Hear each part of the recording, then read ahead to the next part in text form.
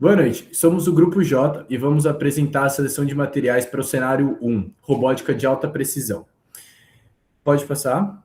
Então, o componente é um módulo estrutural tubular de um braço robótico leve para laboratórios e montagem fina. O cenário impõe três coisas. Então, não defletir sobre carga, não derivar dimensionalmente com a temperatura e ser leve.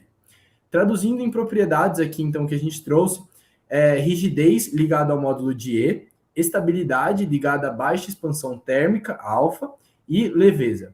Então, a nossa decisão de modelagem foi unir a rigidez e leveza num único critério, que é a rigidez específica E sobre ρ.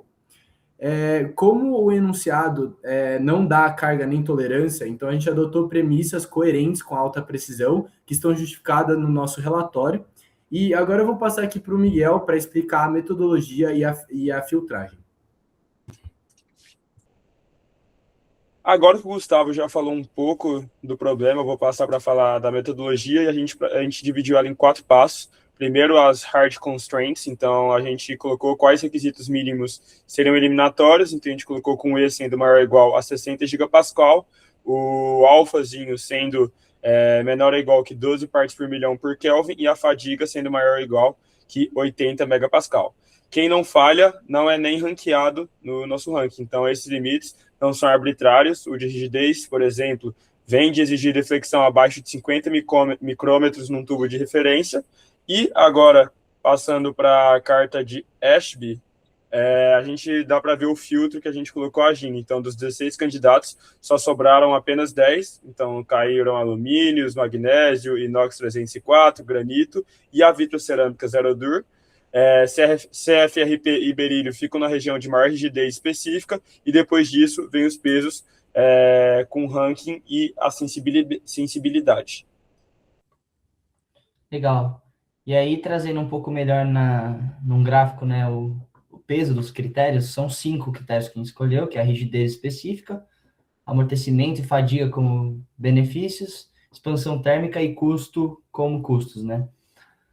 E aí os pesos, eles saíram do método que a gente usou, que é o HP, que a gente fez uma matriz de comparação par a par, e a rigidez específica e a expansão, elas ficaram empatadas no topo, cada um com 0,33 aproximadamente cada, o que é coerente ali com a precisão, e a consistência do CR deu igual a 0,003, que é bem abaixo do limite 0,10. Então, nossos julgamentos são até, né, a gente julgou eles consistentes. E é importante a gente ressaltar que a gente implementou tudo do zero aqui em Python, né? Então, sem nenhum pacote, né? E tudo com métodos de ranking. Boa. Então, continuando para o ranking, a gente usou 3 métodos com lógicas diferentes. A gente usou o método SOR, que é uma soma ponderada, o WPM, que é produto ponderado e pune nota baixa em qualquer critério, e o TOPSys, que mede distância à solução ideal. O resultado mais importante, o CFPR de alto módulo, vence nos 3 métodos, então o ranking médio dele fica 1,0. O carbeto de silício, INVAR e berílio aparecem logo atrás. Usar 3 métodos serve justamente para testar a robustez e a concordância de Spearman. Entre eles, confirma que o topo é estável. O CFRP, ele não ganha por um critério só, ele ganha por equilíbrio entre rigidez, leveza e estabilidade. Então isso comprova a nossa decisão. Então, para comprovar a nossa escolha, a gente fez uma análise de sensibilidade, como mostra esse gráfico, e a gente variou cada peso em mais ou menos 50%.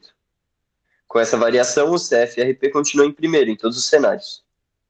Isso é bastante decisivo, porque significa que a nossa escolha não depende de um ajuste fino dos pesos, mas sim é consequência das propriedades corretas do material. Pode passar o slide? Então, por isso a gente recomendou esse CFRP de alto módulo, porque ele apresenta maior rigidez específica, expansão térmica quase nula e um bom desempenho nos 3 métodos utilizados. O carbeto de silício fica como alternativa quando a rigidez absoluta for a nossa prioridade. Fizemos algumas descartes práticos, que foi o caso do berílio, por apresentar alto custo e toxicidade. e também descartamos o WCCO pela sua densidade alta. A única ressalva que encontramos para o CFRP é o fato dele ser anisotrópico. Isso significa que ele exige orientação correta das fibras. Além disso, ele também tem um custo e uma fabricação mais elevado, mais complexo. De modo que seja mais indicado para alta precisão e não para o que a gente preferiu nesse nosso caso, que é o baixo custo. Então, é isso. Esse é o nosso trabalho. Muito obrigado pela atenção.